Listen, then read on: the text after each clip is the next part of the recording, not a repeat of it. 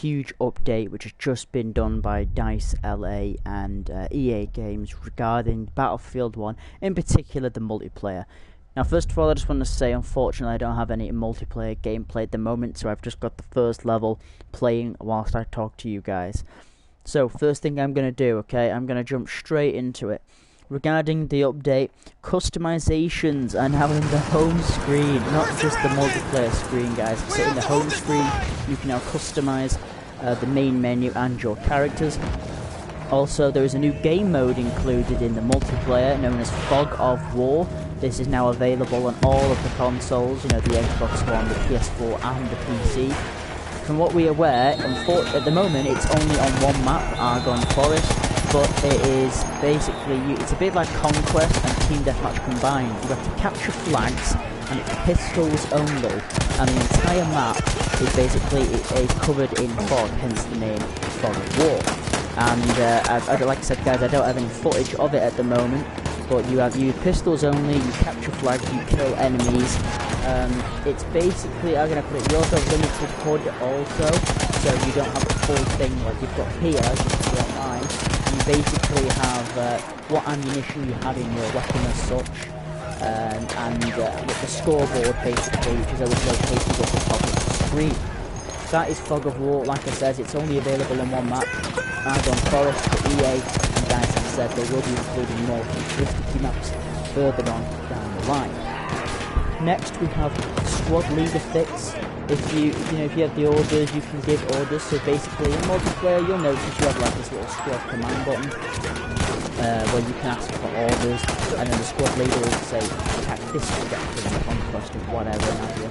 Well, that is now in it, like it was in Battlefield Hardline and Battlefield 4. The squad command, you ask for a particular order, and if that order is not given by the squad leader, then you automatically become the squad leader of your squad, which will help you give you a boost as such, and you get more points, things like that, through kills and capturing posts as such. We have weather improvements. Rain and sun has now been added, obviously fog. If you notice, guys, on the map Sierra Desert, which was on the beta, and it's also obviously in the base game, that map has now been improved. You don't get the huge sandstorm in it anymore. You now get this fog that kind of overcasts the entire map. Obviously rain and sun and things that have been improved on other maps like St. Quentin Scar, Ballroom, Lit, etc, etc. We now have spawn fixes. That was another big one. A lot of people used to complain about the spawn fixes. Say like you kill an enemy and then another online player will spawn directly behind him as such, and that used to really annoy people. It was just a pain in the neck for most people, because you'd kill someone, then someone else would spawn, and then they'd just kill you straight away, and it wasn't really fair, you know. Game balance has also been improved. So what I mean by that is, say you're fighting other players like the same rank as you, so to speak, with the same levels and equipment, weapons and all that good stuff. So you're not just going to be fighting ridiculously high levels overpowered players all the time. You're now going to be fighting people with similar stats, similar weapons, similar gadgets and such. So it basically makes it easier to you and makes it more enjoyable. That's all DICE want, really. We have new operations regarding the game tickets. So I've actually wrote all this down on a big list because there's so much of it, guys. New operations. Regarding the operations, we have a few new maps on Suez. No, Suez, yeah, Suez, you have 2 new objective posts, and some of them, like the one in the centre, I think it's A, I believe, it's in the middle of the town on Suez, and it basically, a lot of people like stay there, and they just look at a stalemate and an absolute slaughter for everyone. But now they've made that particularly objective a lot easier to capture, so to speak, because you guys will remember it used to be stuck there for ages and you'd be capturing it and it wasn't really going anywhere. So they've now made that objective a lot easier to capture, and objective A, I believe, because it is also a lot easier to capture now as well. Also, capture points have been sped up, like I just mentioned, on particular capture objectives. certain ones are now easier to capture than others, so it basically makes it easier to use, a lot more enjoyable, all that good stuff. You gotta hate those flamethrowers. But anyways, let's just leave him a moment. Oh, he goes anywhere. But still, also, the support class has now been buffed dramatically. This is obviously what I'm talking about now, guys, is multiple classes themselves. The support class, a lot of people avoided it because the weapons didn't have bipods. The weapons weren't powerful enough. They used to just bounce around all over the show, and I can completely agree with that. I say the exact same thing. But now it's been buffed dramatically. LMGs are a lot more accurate. They fire a lot better. They do a lot more damage. They're no longer nerfed as much as they once were. They're now a lot more dangerous and a lot more powerful. Scout class gadgets have been improved. Things like the trench periscope now tells you the distance of how far away your enemy is, so to speak, or wherever it is that you're aiming it.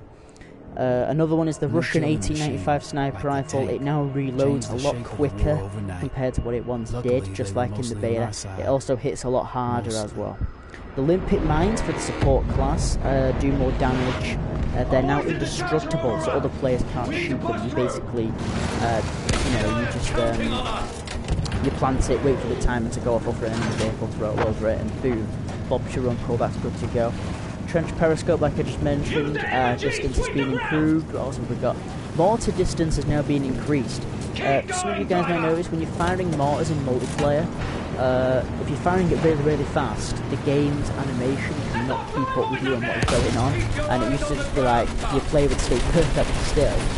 You know, your online NPC, your AI, but then the mortars are still flying up in the air, but that's now been improved. Mortars now fire a lot further, and the airburst mortar in particular does less damage. That's one that I personally use, and other mortars do more damage also.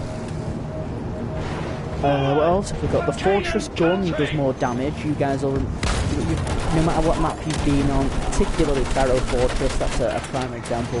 You've got these big artillery guns on top of the castle, and you can just fire down on the Anzac Australians storming the beaches. And that gun now does more damage. Its blast radius is a lot more bigger as such, and it basically fires a lot further than what it once did and hits it a lot harder. Anti-aircraft guns have been nerfed, which is a good one because a lot of people are getting really cheesed off with that.